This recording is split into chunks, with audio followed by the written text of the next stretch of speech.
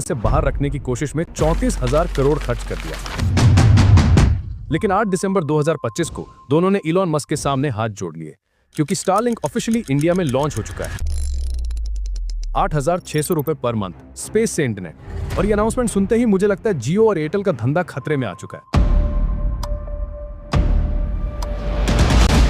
क्योंकि जिन लोगों ने इंडिया में सालों से इंटरनेट मोनोपोली बना रखी थी, आज वो एक ऐसी फॉरेन कंपनी के सामने झुक रहे हैं जो जमीन पर एक भी टावर नहीं लगाएगी, एक भी केबल नहीं बिछाएगी, बस स्पेस से तुम्हारे घर तक इंटरनेट देगी। लेकिन असली कहानी स्टारलिंक की प्राइसिंग की नहीं है। असली कहानी यह है कि अंबानी, जिन्होंने आज तक कभी किसी के सामने हार नहीं मानी, उन्होंने इलॉन मस्क के सामने कैसे हार मान ली। गवर्नमेंट ने क्यों उनकी 34,000 करोड़ की बात इग्नोर कर दी। और सबसे डेंजरस पार्ट जो तुम्हें कोई नहीं बताएगा, अगले कुछ दिनों में क्या होने वाला है, जो इंडिया की टेलीकॉम सेक्टर को हमेशा के लिए पलट देगा। क्योंकि दोस्तों, ये सिर्फ इंटरनेट की बात नहीं है, ये $43 बिलियन की इंडस्ट्री की बात है, और एक ऐसी टेक्नोलॉजी की बात है जो गवर्नमेंट, आर्मी, आम आदमी सबके लिए या तो गेम चेंजर बन सकती है या डिजास्टर। तो अगले कुछ मिनटों में मैं तुम्हें वो सब बताऊंगा जो मेन स्ट्रीम मीडिया आपसे छुपा रही है। दोस्तों, पहले क्लियर कर लेते हैं कि स्टारलिंक वर्क कैसे करता है। ट्रेडिशनल इंटरनेट प्रोवाइडर्स जैसे जियो, एयरटेल या BSNL ये सब जमीन पर इंफ्रास्ट्रक्चर बनाते हैं, फाइबर ऑप्टिक केबल्स बिछाते हैं, मोबाइल टावर्स लगाते हैं। हर गांव, हर शहर में फिजिकली इंफ्रास्ट्रक्चर बनाना पड़ता है। लेकिन स्टारलिंक का अप्रोच बिल्कुल अलग है। इलॉन मस्क की कंपनी स्पेसएक्स में 7,800 से ज्यादा सैटेलाइट्स लॉन्च कर रखे हैं स्पेस में। ये सैटेलाइट्स लो अर्थ ऑर्बिट में घूमते हैं, मतलब जमीन से सिर्फ 550 से 1200 किलोमीटर की हाइट पर। कंपेयर करो ट्रेडिशनल सैटेलाइट इंटरनेट से, जो 35,000 किलोमीटर की हाइट पर जियो स्टेशनरी सैटेलाइट्स यूज करता है।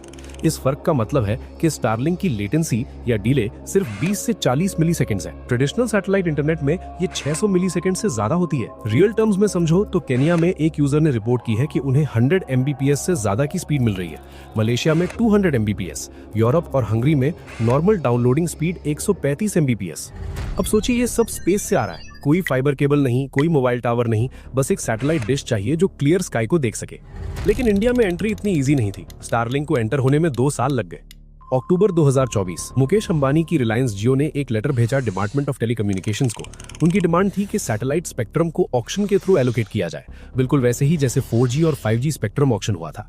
उनका आर्ग्यूमेंट था कि अगर स्टारलिंक जैसी कंपनीज को स्पेक्ट्रम फ्री में या नॉमिनल प्राइस पर मिल जाए तो ये अनफेयर कंपटीशन है, क्योंकि जियो ने बिलियंस ऑफ डॉलर्स इन्वेस्ट किए हैं स्पेक्ट्रम ऑक्शन में। एक दिन बाद सुनील मित्तल, भारतीय एयरटेल के चेयरमैन, भी सेम स्टैंड लेते हैं। उन्होंने कहा कि सैटेलाइट कंपनीज को भी स्पेक्ट्रम ऑक्शन में पार्टिसिपेट करना चाहिए और सेम लाइसेंस फीस देने चाहिए। लेकिन इधर एक ट्विस्ट है। मित्तल का ऑलरेडी OneWeb में इन्वेस्टमेंट है, जो खुद एक सैटेलाइट इंटरनेट कंपनी है, और जियो का पार्टनरशिप है SES के साथ अपनी जियो स्पेस फाइबर सर्विस के लिए। तो सवाल यह है, अगर दोनों के पास ऑलरेडी सैटेलाइट वेंचर्स हैं तो स्टारलिंक से प्रॉब्लम क्या है? जवाब सिंपल है, कंपटीशन।